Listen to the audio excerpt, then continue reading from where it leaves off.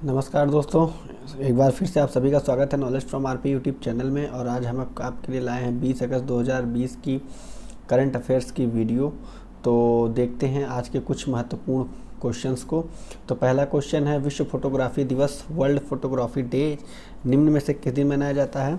तो ये मनाया जाता है 19 अगस्त को। हर साल 19 अगस्त को पूरी दुनिया में विश्व फोटोग्राफी दिवस मनाया जाता है। यह उन लोगों के लिए समर्पित होता है जो खास पलों की तस्वीरों को कैद कर उन्हें हमेशा हमेशा के लिए यादगार बना देते हैं। निर्वाचन चुनाव आयुक्त ने अपने पद से इस्तीफा दे दिया। उनका नाम क्या है? उनका नाम है अशोक लवासा। अशोक लवासा ने अपने पद से इस्तीफा दे दिया है। उन्होंने 18 अगस्त 2020 को राष्ट्रपति रामनाथ कोविंद को अपना इस्तीफा सौंपा। अब अशोक लवासा एशियाई विकास बैंक में उपाध्यक्ष का पद संभालेंगे। वे एडीबी में दिवाकर गुप्ता का स्थान लेंगे। दिवाकर गुप्ता का कार्यकाल 31 अगस्त को समाप्त होने वाला है। अशोक लवासा हरियाणा कैडर के 1980 बैच के रिटायर्ड आईएएस अधिकारी हैं।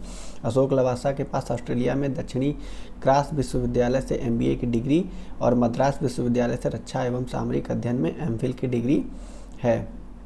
तीसरा आज का महत्वपूर्ण क्वेश्चन है, राष्ट्रीय खेल पुरस्कार समिति ने हाल ही में किस भारतीय क्रिकेटर का नाम राजीव गांधी खेल रत्न के लिए भेजा? तो मैं आपको बताना चाहता हूं कि राजीव गांधी खेल रत्न ये खेल की दुनिया का सबसे बड़ा पुरस्कार है और ये मिलने जा रहा है रोहित शर्मा को। राष्ट्रीय खेल पुरस्कार समिति ने हाल ही में क्रिकेटर रोहित शर्मा, पहलवान Vinesh Phogat, table tennis champion Manika Batra, para Olympian Mariyappan Thangavelu को राजीव गांधी खेल रत्न पुरस्कार देने की सिफारिश की। खेल रत्न भारत के किसी नागरिक को दिया जाने वाला सर्वोच्च खेल सम्मान है। रोहित राजीव गांधी खेल रत्न सम्मान पाने वाले भारत के चौथे क्रिकेटर होंगे। रोहित शर्मा से पहले सचिन तेंदुलकर 1997 से 98, एमएस धोनी 2007 और विराट कोहली को इस सम्मान से नवाजा जा चुका है। और आपको पता ही होगा कि हाल ही में एमएस धोनी ने क्या कर दिया है, इंटरनेशनल क्रिकेट से संन्यास लेने की घोषणा। तो अगर आप इस चैनल पर पहली बार आए हैं, अगर आप इस फेसबुक पेज पर पहली बार आए हैं, तो आप अगर यूट्यूब पर देख रहे हैं तो चैनल को सब्सक्राइब करना ना भूलें, और फेसबुक पर देख रहे हैं तो चैनल पेज को फॉलो करना ना भूलें, क्योंकि हम आपके लिए ऐसे ही डेली करंट अफेयर्स तो लाते ही हैं, साथ में और भी सारी कई यूज़फुल और इन्फॉर्मेशनल वीडियो आपके लिए लाते रहते हैं। एशियाई विकास बैंक एडीबी ने दिल्ली गाजियाबाद मेरठ रैपिड रेल के लिए कितने करोड़ रुपए फाइनेंस करने के लिए मंजूरी दे दी है? तो लगभग 7500 करोड़ रुपए, 7500 करोड़ रुपए की मंजूरी दे दी है। एशियन डेवलपमेंट बैंक ने दिल्ली गाजियाबाद मेरठ रैपिड रेल के लिए 7500 करोड़ रुपए फाइनेंस करने की मंजूरी दे दी है। इससे रैपिड रेल परियोजना का काम तेज़ी के साथ पूरा होगा। एनसीईआरटी के मुताबिक एडीपी द्वारा रैपिड रेल कॉरिडोर के लिए पैकेज को मंजूरी से क्षेत्रीय परिवहन में अभूतपूर्व परिवर्तन के साथ क्षेत्र में आर्थिक विकास के लिए जीवन शैली में सुधार लाएगा। तो ये 82 किलोमीटर लंबा कॉरिडोर दिल्ली के सराय काले खां से गाजियाबाद और मेरठ को जोड़ेगा। तो एडीबी का मुख्यालय कहाँ है, ये आप लोगों को बताना है कमेंट्स में। ये बहुत ही कॉमन क्वेश्चन है। उम्मीद है सभी लोग इसका जवाब देंगे। जिनको पता है वो तो देंगे ही, जिनको नहीं पता है वो भी इसे गूगल पे खोज करके देंगे, क्योंकि एक बार जब आप खुद से किसी चीज़ की रिसर्च करते हैं तो फिर वो आप जल्दी नहीं भूलते हैं। ये आपके लिए बहुत ही अच्छा रहेगा। क्वेश्चन नंबर 5 है, भारतीय प्रतिभूति और विनिमय बोर्ड यानी सेबी ने किसको अपना कार्यकारी निदेशक ईडी चुना है? ठीक है, तो ये हैं जीपी गर्ग। भारतीय प्रतिभूति और विनिमय बोर्ड ने 14 अगस्त 2020 को कहा कि जीपी गर्ग ने कार्यकारी निदेशक के रूप में कार्यभार संभाल लिया है। सेबी ने एक बयान में कहा कि अपनी पदोन्नति से पहले जीपी गर्ग सेबी के मुख्य महाप्रबंधक थे। उन्होंने जनवरी 1994 में नियामक से जुड़ने के बाद कई महत्वपूर्ण कार्यभार संभाले हैं। वे देश में वित्तीय साक्षरता और निवेश सेबी की पहल के साथ निकटता से जुड़े रहे। उन्होंने पाताल गंगा में काला परिसर की स्थापना सहित राष्ट्रीय प्रतिभूति बाजार की स्थापना में भी महत्वपूर्ण भूमिका निभाई। जीपी गर्ग ने इंजीनियरिंग, कानून और प्रबंधन की पढ़ाई की है। अगला महत्वपूर्ण क्वेश्चन है, किस राज्य सरकार ने पढ़ाई त्योहार पारा नामक एक नई छात्र केंद्रित योजना शुरू करने की घोषणा की है? तो ये राज्य है छत्तीसगढ़। छत्तीसगढ़ राज्य में कोरोना वायरस संक्रमण के दौरान प्रत्येक बच्चे तक शिक्षा पहुंचाने के लिए पढ़ाई त्योहार पारा योजना शुरू करेगी। यह योजना स्कूली छात्रों को कोरोना वायरस प्रकोप के कारण कक्षाओं के बंद होने से मद्देनज़र अपने क्षेत्रों और गांवों में समुदाय की मदद से अध्ययन कराने में सक्षम बनाएगी। 7वां महत्वपूर्ण क्वेश्चन है आज का, सरकार ने इथेनॉल सम्मिश्रण कार्यक्रम इथेनॉल ब्लेंडिंग प्रोग्राम, मतलब कि जो हमारा फ्यूल होता है उसमें इथेनॉल को मिला करके जो हम पेट्रोल वगैरह यूज़ करेंगे, उसके तहत वर्ष 2022 तक पेट्रोल में कितने प्रतिशत बायो इथेनॉल सम्मिश्रण का लक्ष्य रखा है। तो ये लगभग 10% का रखा है। इथेनॉल मिलाने से क्या होता है कि हमारे जो पेट्रोल जब हमारे गाड़ी में चलता है तो उससे जो प्रदूषण होता है, जो उससे धुएं के रूप में कार्बन डाइऑक्साइड, कार्बन मोनोऑक्साइड ये सब निकलती हैं, उसका स्तर कुछ कम हो जाएगा। और एथेनॉल जो होता है वो बिना वाटर के एक अल्कोहल होता है। एथेनॉल सम्मिश्रण कार्यक्रम में राष्ट्रीय जैव ईंधन नीति 2018 के अनुरूप लॉन्च किया गया था। एथेनॉल एक जल रहित एथिल अल्कोहल है जिसका रासायनिक सूत्र C2H5OH, ये आप याद रखिएगा। इसका रासायनिक सूत्र क्या होता है, C2H5OH। भारत आयातित कच्चे तेल पर अपनी निर्भरता को कम करना चाहता है। यह अनुमान है कि 5% एथेनॉल सम्मिश्रण के परिणामस्वरूप लगभग 1.8 मिलियन बैरल कच्चे तेल का आयात कम हो जाएगा। इथेनॉल सामग्री के रूप में चीनी उद्योग के उप उत्पाद का प्रयोग किया जाता है, जिससे कार्बन डाइऑक्साइड, कार्बन मोनोऑक्साइड और हाइड्रोकार्बन के उत्सर्जन में शुद्ध कमी होने की उम्मीद है। हाल ही में किस राज्य सरकार ने भरूच में भात भूत परियोजना के लिए अनुबंध प्रदान किया है? तो ये है गुजरात। गुजरात सरकार ने भरूच में भात भूत परियोजना के लिए अनुबंध प्रदान किया है। उल्लेखनीय है कि भारत अंतर्देशीय जलमार्ग प्राधिकरण ने इस परियोजना को मंजूरी दे दी है। इस परियोजना को स्थानीय मछुआरों के विरोध का सामना करना पड़ा है, क्योंकि इसके निर्माण से मछली पकड़ने के पैटर्न मुख्य रूप से हिल्सा को पकड़ने के पैटर्न के प्रभावित होने की संभावना है। नर्मदा नदी के पार भात भूत गांव से 5 किलोमीटर और नदी के मुहाने से 25 किलोमीटर दूर स्थित है, जहां नर्मदा नदी खंभात की खाड़ी में गिरती है। तो आपको ये पता होना चाहिए। तो गुजरात के पास जहां नर्मदा नदी गिरती है उसे क्या कहते हैं हम लोग, खंभात की खाड़ी।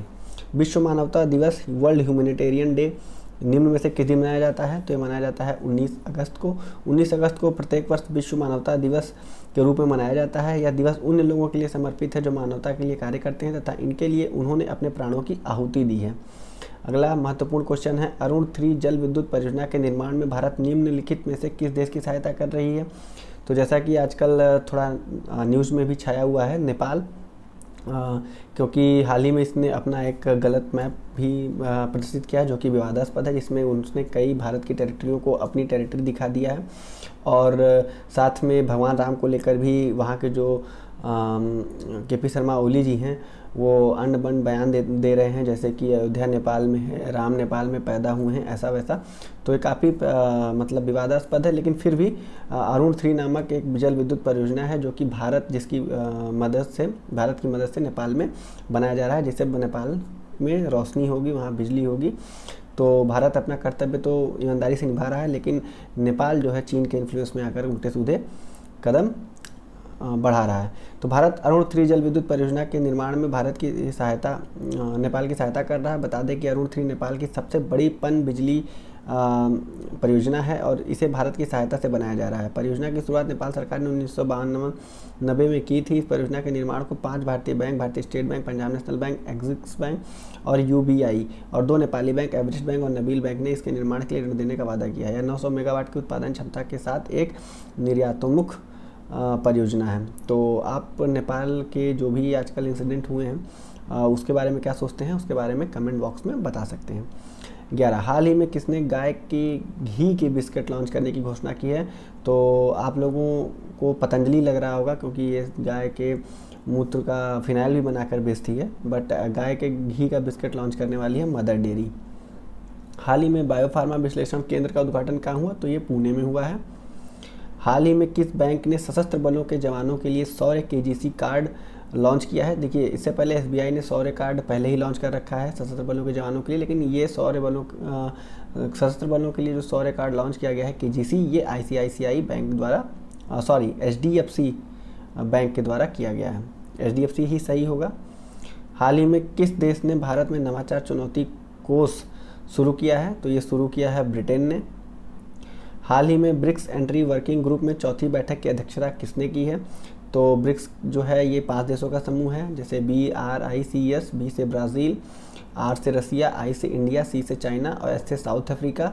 और ब्रिक्स बैंक भी है हम लोगों का एक, जो कि जिसका हेडक्वार्टर कहाँ पर है, चाइना में है, और उसके अध्यक्ष कौन है? KB कामत। और अभी जो चौथी बैठक हुई है वर्किंग ग्रुप की, इसकी अध्यक्षता रूस ने की है। हाल ही में किस राज्य सरकार ने एकीकृत e commerce platform yellow chain launch किया है? तो ये लॉन्च किया है नागालैंड ने। हाल ही में किसने one sun one world one grid योजना की घोषणा की है? तो one sun one world one grid की घोषणा की है नरेंद्र मोदी जी ने, जिन्होंने काफ़ी अच्छा योगदान दिया है, जिसमें इन्होंने शुरुआत की है वर्ल्ड सोलर अलायंस की फ्रांस के साथ मिलकर, जिसमें बहुत सारे दोस्त हम लोगों के साथ आके जुड़ चुके हैं। तो ये भी सोलर एनर्जी के को बढ़ावा देने के लिए, उसे और ज़्यादा फैलाने के लिए ये योजना लाई गई है। हाल ही में किस बैंक ने डिजिटल अपनाएं अभियान शुरू किया है? तो ये है पीएनबी। यहाँ पर ऑप्शन गलत हो गया है, तो आप इस पर कंफ्यूज ना हो, इसका आंसर होगा पंजाब नेशनल बैंक, जिसने शुरू किया है कौन सा अभियान? डिजिटल अपनाएं। हाल ही में किस राज्य ने नशा मुक्त भारत अभियान शुरू किया है? तो नशा मुक्त भारत अभियान शुरू किया है जम्मू कश्मीर ने, और जम्मू कश्मीर के अभी नए लेफ्टिनेंट गवर्नर बने हुए हैं लेफ्टिनेंट गवर्नर, और वो हैं मनोज सिन्हा, जो कि गाजीपुर उत्तर प्रदेश के रहने वाले हैं, और वो गाजीपुर से पिछली लोकसभा में सांसद भी थे, और इस बार मुख्तार अंसारी जी ने उनको हराकर वहाँ का सांसद का चुनाव जीता है। अगला और लास्ट क्वेश्चन है आज का टॉप 20 क्वेश्चंस में ये लास्ट क्वेश्चन है कि हाल ही में फार्मूला 1 स्पेनिश ग्रा प्रीन 2020 किसने जीती है? तो वो जीती है लुइस हैमिल्टन ने। मैक्स वेम्परन और बोटास ने भी 2 जो है ग्रीन पास सीरीजेस जीती हैं इस साल। वो कौन कौन सी रही हैं वो आप जो है कमेंट बॉक्स में बताएं। अगर आपको पता है तो भी बताएं, नहीं पता है तो रिसर्च करके बताएं। ये आपके लिए एक होमवर्क होगा, और कल फिर मिलेंगे 21 अगस्त के करंट अफेयर्स के साथ। और उम्मीद है आप लोगों को आज का ये वीडियो पसंद आया होगा। आप इसे शेयर भी कर सकते हैं हमें सपोर्ट करने के लिए। इस वीडियो को अगर आपको अच्छा लगा हो तो लाइक कर दें, नहीं पसंद आया हो तो अनलाइक भी कर दें, प्लस अपना सजेशन और फीडबैक देना बिल्कुल ना भूलें। थैंक यू, धन्यवाद। भारत माता की जय। जय हिंद।